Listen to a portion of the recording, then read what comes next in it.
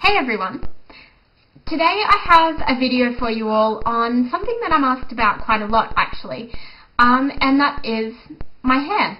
I get asked a lot of questions about being blonde and what I do to look after my hair and how I do it, or if it's natural and all of that. So I hope this answers some of your questions, and yeah, I'll just outline what kind of products I use and how I look after it, and I hope this is useful. So to begin with, I actually am naturally brunette. So my hair is very close to, if you've ever seen Lollipop 26 on YouTube, her hair colour. It's a really dark brown. So I get my hair bleached once every 4 weeks just to get rid of the regrowth. Sometimes I get lazy, and you can tell in some of my videos I've been lazy and I've had massive regrowth. So yeah, it's not attractive, and being blonde is a lot of maintenance. It takes a lot of time and effort and a lot of products to look after it. So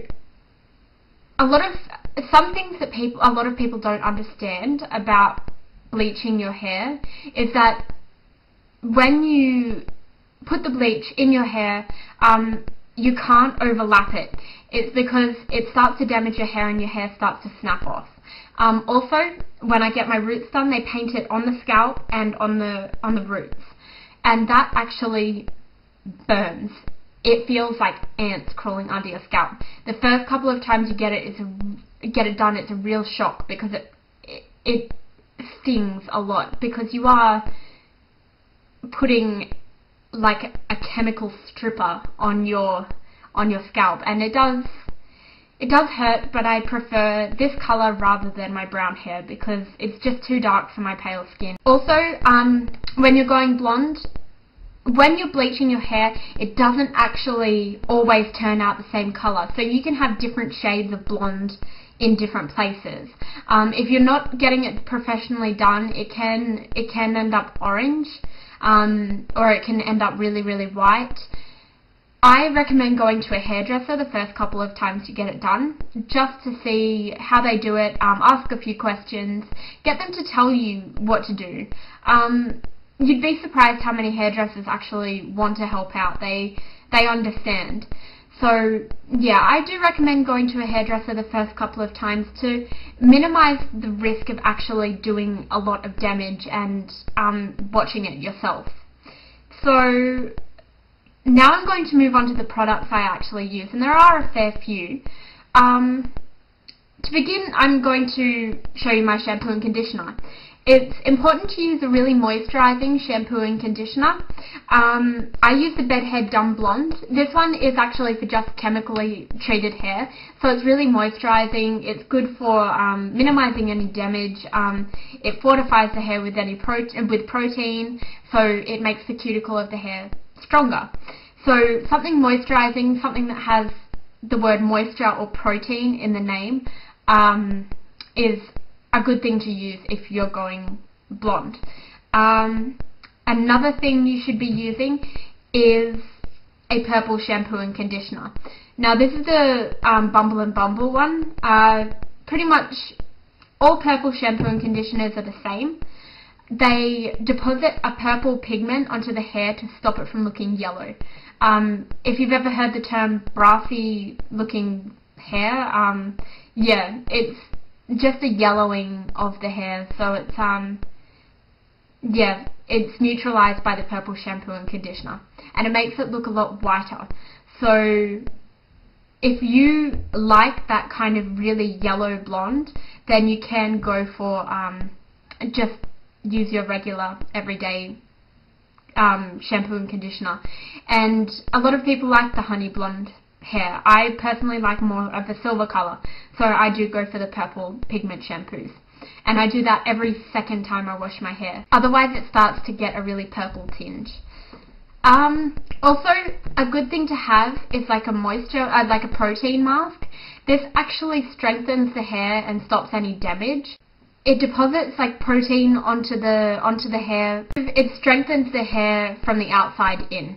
It's also really moisturizing as well, so it's good to make your hair really kind of silky feeling. After you bleach your hair, you do find that it feels really dry, so it's good to use a moisture mask or a protein mask every week.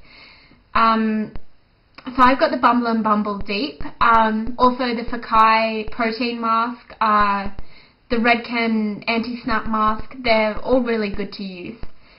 I also use, after I wash my hair, a leave-in conditioner. This is the Redken anti-snap, and it stops my hair from snapping off. It's just a leave-in conditioner. I put it on while it's damp and I comb it through. One important thing is using a comb rather than a brush, because a brush can really snap the hair if you are brushing it when it's wet. So you want to go for a comb rather than a brush. And after my hair is dried, I actually leave my hair to dry naturally rather than blow dry it, because I find when I blow dry it, it dries my hair out even more, and it makes it all fluffy and horrible, and I just leave it to dry naturally, and it leaves it a lot smoother feeling. After that, I use a styling spray, so a heat protecting spray, and I straighten my hair. I have naturally kind of half wavy, half straight hair, and it doesn't know what it wants to be, so I straighten it every day, and I use this before I do it, to make sure that I'm not doing any heat damage as well. One thing I also do when washing my hair is I only do it every second or third day, because my hair is so dry, it doesn't need to be washed every day. One thing I didn't know when I went blonde was that when you go swimming in a chlorine pool, your hair does get a green tinge to it. It's something with the chlorine reacting with your hair. So a good thing to invest in to stop your hair from going green is a UV and chlorine protectant spray. And this will actually stop your hair from changing colours because of the sun and the chlorine. And this is a PPF Life Jacket. I just put it on before I'm going to spend a lot of time in the sun or before I go swimming.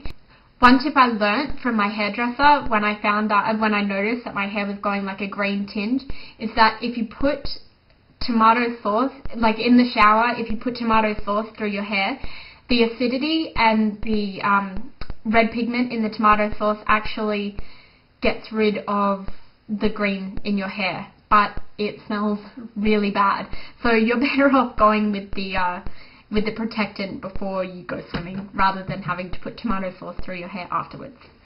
Yeah, it's good. It's a good trick to know, but it's not really worth it when you're putting tomato sauce through and it smells and it's yuck.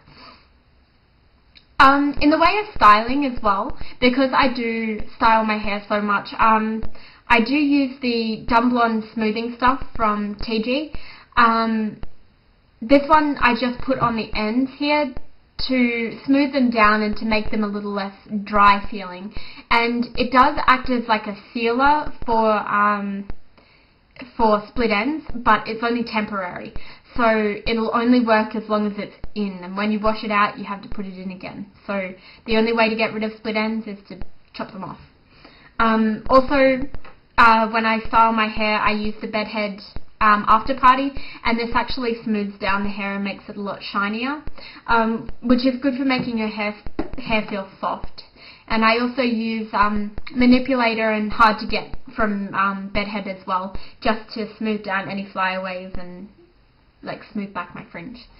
So yeah, being blonde actually is a lot of effort. You'll find once you start going blonde as well, you have to keep doing it or change your colour dramatically back to a brown. Otherwise it starts to look a bit funny. It's not one of those colours you can grow out. I hope this was helpful, and I'll talk to you guys later. Bye.